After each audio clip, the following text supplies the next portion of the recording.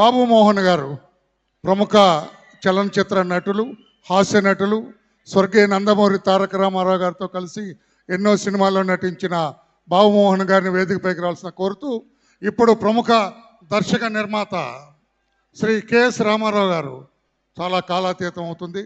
దయచేసి అందరూ కూడా సంక్షిప్తంగా మాట్లాడవలసి. థ్యాంక్స్ రామయ్య గారు. నాకు ఎట్లాగో పెద్దగా మాట్లాడడం తెలీదు. అందరికీ నమస్కారం. పెద్దలు వెంకయ్యనాయుడు గారికి, చంద్రబాబు నాయుడు గారికి నమస్కారం.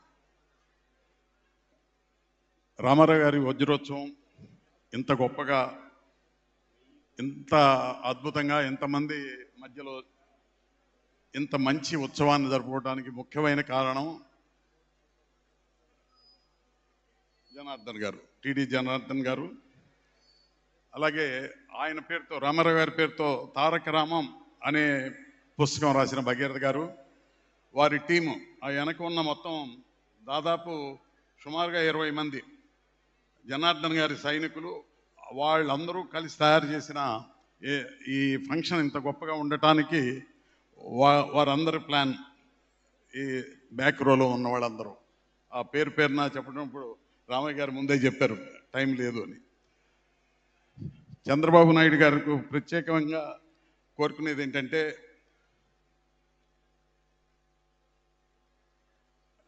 93-94 టైంలో ఫిలిం ఇండస్ట్రీ మద్రాసు నుంచి ఇంకా రాలేదు అని అందరూ అనుకునే సందర్భంలో రామారావు గారి ఆహ్వానం మేరకు అబిడ్స్లో ఉన్న రామకృష్ణబాబు గారు వీళ్ళంతా ఉన్న ఇంటికి రామారావు గారి ఆహారం మీద మేమంతా మద్రాసు నుంచి సుమారుగా ఒక 25-30 మంది అబిడ్స్లో ఉన్న రామారావు గారి ఇంటికి వెళ్ళాం. ఏం బ్రదర్, ఎందుకు రాలేదు? మీరంతా మద్రాసులోనే ఎందుకు ఉంటున్నారు? మేమంతా ఇక్కడ ఉన్నాం కదా, ఇండస్ట్రీ ఎందుకు రాదు అని అడిగారు. అడిగితే ఏదో ఇక్కడున్న రాళ్ళు రప్పలు, అంటే అప్పటికి ఫిలిం నగర్ కానీ, హైదరాబాద్లో ఉన్న బంజారా హిల్స్, జూబ్లీ హిల్స్ కానీ పెద్ద పెద్ద కొండలు, అవన్నీ చూసి మా అందరికీ ఏదో ఇక్కడేంటి ఇట్లా ఉంటుంది అంటే, మెడ్రాస్ అంతా ఫ్లాట్గా ఉంటుంది, బాగా పచ్చగా ఉంటుంది, ఇట్లా రాళ్ళు రప్పలు లేకుండా. అలాంటి ప్లేస్లో ఫిలిం ఇండస్ట్రీ రావటం, ఇక్కడ అంత గొప్పగా అభివృద్ధి చెందటం వీలవుతుందా అని అడిగినప్పుడు రామారావు గారు అన్నీ మేము చూసుకుంటాం, మీరు రండి అన్నారు. తర్వాత అనేక కారణాల చేత ఆ ప్రభుత్వం దిగిపోయింది, చంద్రబాబు నాయుడు గారు వచ్చారు. ఇదే విషయం చంద్రబాబు నాయుడు గారి దగ్గర డివిఎస్ రాజు గారు, అప్పటికి మా అందరికీ నాయకుడు, చలనచిత్ర పరిశ్రమ మద్రాసులో ఉన్న అందరికీ నాయకుడు డివిఎస్ రాజు గారు, వారితోనే మేమంతా వచ్చాం. వారు చంద్రబాబు నాయుడు గారి దగ్గరికి వెళ్ళి, ఇలా ఉందండి, మమ్మల్ని రమ్మన్నారు రామారావు గారు, మేము రావడానికి అభ్యంతరం లేదు, మాకు కావాల్సినవి చేస్తే బాగుంటుంది అంటే, మీకు ఫిలిం నగర్ ఉంది, స్టూడియోలు ఉన్నాయి, మీకు ఇంకేం కావాలి, ఏం కావాలంటే అది చేస్తామన్నప్పుడు ఫిలిం నగర్ కల్చరల్ సెంటర్ ఒకటి కావాలి అని రాజుగారు అడగటం జరిగింది. ఆయనే, రాజుగారే వ్యవస్థాపక అధ్యక్షుడు దానికి, FNCC అంటారు, చాలా పాపులర్. ఇప్పటికి 31 సంవత్సరాలు అయింది. బాబు గారి చేతుల మీదుగానే శంకుస్థాపన జరిగింది, బాబు గారి చేతుల మీదుగానే ప్రారంభోత్సవం జరిగింది. ఇప్పుడు 5,600 మంది సినిమా సభ్యులు ఉన్నారు. చాలా బ్రహ్మాండమైన ఫంక్షన్లు జరుగుతూ ఉంటాయి. మిమ్మల్ని 28, 29 శని ఆదివారాల్లో ఒకరోజు అందరూ ఆహ్వానించమని నన్ను పంపారండి. దయచేసి 1 గంట సేపు మీరు మీ టైం మాకు స్పేర్ చేస్తే మేము చాలా సంతోషిస్తాం. మద్రాసు, హైదరాబాద్లో ఉన్న ఫిలిం ఇండస్ట్రీ అంతా సంతోషిస్తుంది.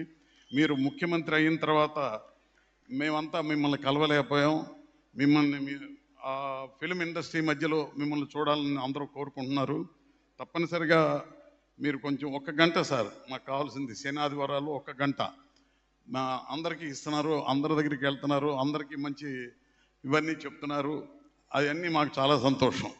రామారావు గారు ఏదనుకున్నారో ఇందాక చెప్పారు, అందరూ పెద్దలందరూ చెప్పినవన్నీ, రామారావు గారు చెప్పినవన్నీ మీరు చేస్తున్నారు. ప్రజలందరూ చాలా హ్యాపీగా ఉన్నారు. ప్రజలందరూ ఇక్కడ ఇచ్చే రెస్పాన్సే కనబడుతుంది మీరు ఎంత గొప్పగా చేస్తున్నారో.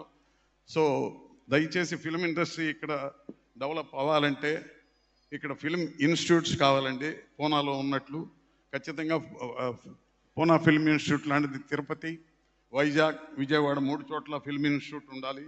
అక్కడ నటీనటులు, దర్శకులు తయారవుతారు, ఇతర టెక్నీషియన్స్ కూడా అక్కడ తయారవుతారు. మీరు తప్పనిసరిగా ఫిల్మ్ ఇన్స్టిట్యూట్ ఏర్పాటు చేయాలి. అలాగే film Nagar, film city Andhra Pradesh అనేది కూడా మీరు ఒక 35 ఏళ్ల క్రితం హైదరాబాద్లో ఎలా అయితే ఫిలిం నగర్ వచ్చిందో ఇక్కడ ఫిలిం సిటీ ఒకటి మీరు ఏర్పాటు చేస్తే ఖచ్చితంగా ఇక్కడ కూడా ఫిలిం ఇండస్ట్రీ బాగా డెవలప్ అవుతుంది. ఖచ్చితంగా మీరు మా ఫిలిం ఇండస్ట్రీ మధ్యలో ఫిలిం పర్సనాలిటీస్ మధ్యలో ఈ రామారావు గారు, ఎందుకంటే ఫిలిం ఇండస్ట్రీకి ఆయన దేవుడే, ప్రజలకి ఆయన దేవుడే.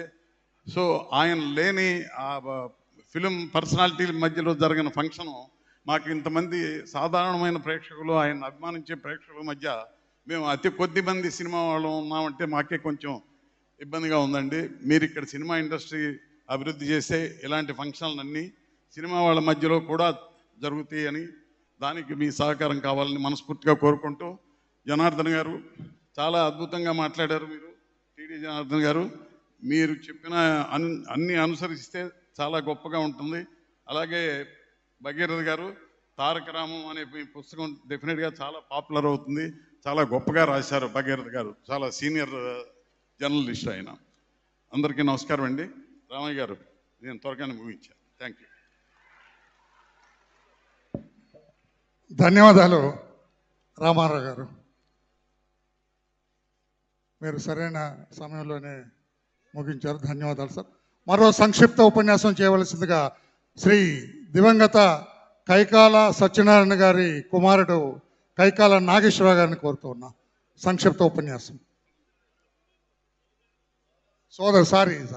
సోదరుడు కూడా కుమారుడితో సమానమే.